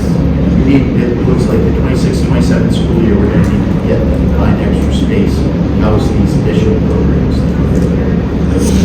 But at that time, you know, where you are on the list too, and so whether it's a different option for company, or just like the other question about systems, and you'll continue to look at the systems as they're aging out, using CIP money, or there's also revolving renovation grants that we have to bond for that, just small portion.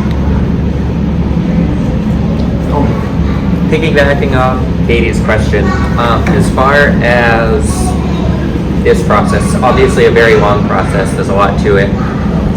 I'm just confirming that we're not looking at anything for this upcoming school year. Absolutely. And that would be a heck of a job. If we could secure the money, get the contractors, get the build done, that would be really good, but we can't. I mean, Okay. it would be next to impossible, and I'm saying it's impossible. I mean, just to move that much, that quickly, it couldn't happen. And but we've been watching a building for over a year get built in Mexico. When everybody agreed on a plan, when we had the money, when we had the contractors, it's a long process, yeah. And you said it's about a year before we'll know kind of answers on that, so we're looking to keep the current configuration as is until we have a general idea on that, Right correct? now, yeah. Okay. Yeah. Thank you. And juggling a lot right now, but it might not be the right move. I think we could upset a lot of people and a lot of programming, and just to upset it again. So let's kind of maintain the direction we're in right now. And this did too is give a lot of information for the application. And even the state said that it's very helpful to have this information as they were touring their schools. And it made it easier for them to understand where the deficiencies were and what needs to be addressed. So putting these thoughts out there, because as, let's say you're within the top 10 and you're getting a project from the state, these are all things that we'll have to write in the talk about almost immediately and weigh these pros and cons and really look at this, go through this process. The state will ask us, well, did you consider 5 through 12? Did you consider maybe even say 4 through 12? They'll keep looking for the most efficient use, and they'll have you study it all, and you're gonna have to prove out what is the best use. So this is really just the preliminary pass. The Superintendent Alden and the school board just showed a ton of foresight just by setting the money aside to do this study. Put us in such a good position when we were putting in our application. That put us way ahead of the curve. And an application's a big document. I mean, Brian and Troy had put a lot of work, Devin Roberts had put a lot of work into getting these applications up and ready. And having their report just made it so much, it made it a lot easier. It's still a lot of work, especially, we had a very short window. When, back when I submitted a report, I had a year to pull it together. This was like a 3-month window to pull their report together, which is really incredible that they were able to do it in this day. I'll go with 1 and then 2. How's that? Just a quick question on the whole, like, let's say together in 1 year. Pre-K through 12. Pre-K through 12, yep. Where would that be? Would that be here? Would that be lining up with quad or? That would still be up in the air, trying to figure out. We do have a lot of space here on this site. This is really a great site where this is. Space, public water, the 2 big benefits of it. Athletic fields right here. So this is a really good site, but we wouldn't know for sure until we got there. Assuming that big project is a state-funded project, in that state process, that you have almost a full year of time spent on what's called site selection. You have to review this site, you have any other options for sites in the area. So we don't know. So let's say the budget is tied down, we're ready to go for life, how does this all get done? I'm totally knowledge, so is it, but is it the school board that's how do you have So the question is, if you get funding and it's all ready to go, and what's the next step? So you have to get town approval, so it has to be approved by the entire district. So that's one step that we have to do. Then in the process, there's a lot of work with the state, and they're still meeting with the state, even though all the schools up in Smith's up, they're still meeting with the state contractors, school representatives, every 2 weeks on the Mexico project. So there's a lot of work all the way through. The school board does have some say in what's going on with this, as well as its representatives. So there's a lot of work that goes into it. And we're going to get to the final stages, which we're starting to approach right now. We're starting to put together our teacher teams to look at how to reorganize. Where do the classrooms go? What do we bring over for furniture? What type of programming can we bring? We're meeting with technology folks. So, how many of these boards can we pull over? How many what to do with our voting system? What can be brought over? How do we we set things up and even the scheduling of when do we move in and out of the staggered meetings and when. So we're getting closer to that stage, which is on the early project. We're starting to get Teachers are involved teachers and community. And so what happens is the building committee established, that building committee pretty much comes up with recommendations to the board. The board works, we work with the building committee and board, and we go to the DOE, they are the partner, we receive funding, they supply money. And so you're meeting with them to kind of shepherd this through, get the okay with the DOE, bring it back to the community, we're going back and forth all the time. Ultimately, whatever is the final design or solution, configuration, has to be approved by voters. So we have to work with the community to arrive at that, because you don't want to get to that and not be approved. So how is it decided by the community?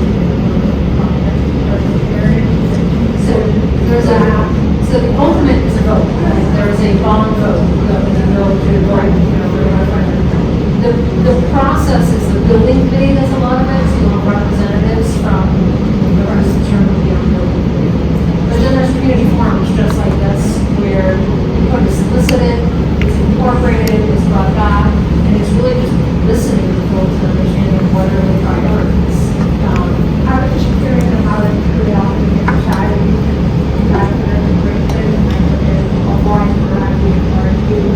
I was curious So how the DOE will have a lot of say in kind of where this heads, but it has to be considered. And just the plans that you saw up there aren't the plans set in stone. There are plans, modifications are going to be made to the plans throughout the process, because you don't know what's going to pop up. There could be a lot of different variables that could change your plan. I know that's been the case with the experience that we've had under Mexico, is that the original plans aren't the current plans. There's been some different variables that popped up that we said, okay, we need to adjust this or we need to adjust that. So it's really changes quite a bit. Yeah. say it needs to be approved by the community of the district as approved.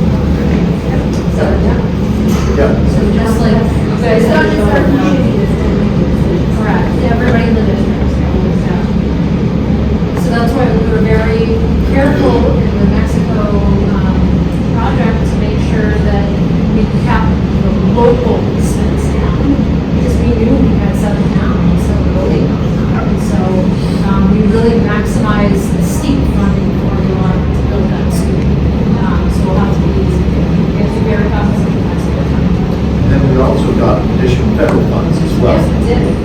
For some things that we worked on that we didn't think would be approved at a district line. So there were some federal funds that we pursued as a district to put into that, specifically earmarked for that.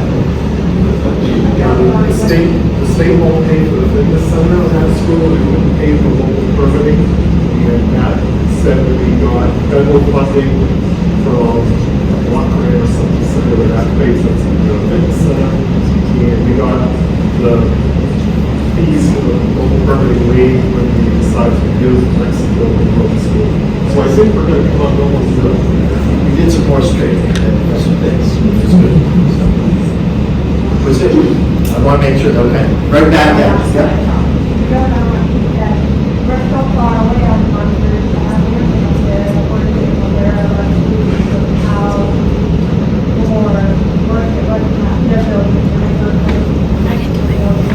So as far as building community information, I feel like it's kind of turned off. So we have to be there on the advertise essentially what's going on.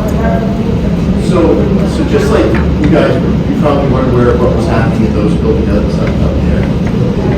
You're aware of what's happening in your background, but in your backyard. But what winds up happening as part of this process is there will be these types of meetings up there as well with the community, so that they understand why and we're all in one district, right? And we know that there's benefits to the buildings being more affordable and operable as well. So we'll work with everyone up there and have these types of meetings, voters up there also, and make sure that we're doing our best to sell it throughout the district as a benefit for everyone. It's going to definitely benefit kids here. It will help by benefiting the taxpayers up there. I think that's it. I don't think I overstated that. That's definitely something that we said.